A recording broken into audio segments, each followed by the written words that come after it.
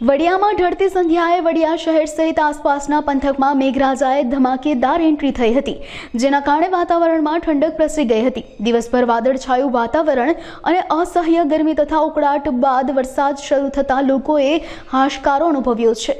વડિયા ઉપરાંત બરવાડા, બાવળ, ખડખડ, મોરવાડા, ખાખરિયા સહિતના ગામોમાં પણ વરસાદ પડ્યો હતો। વાવણી ઉપર વરસાદ પડતા ખેત પાકને સારો ફાયદો થશે અને ઊભા પાકને જીવનદાન મળશે।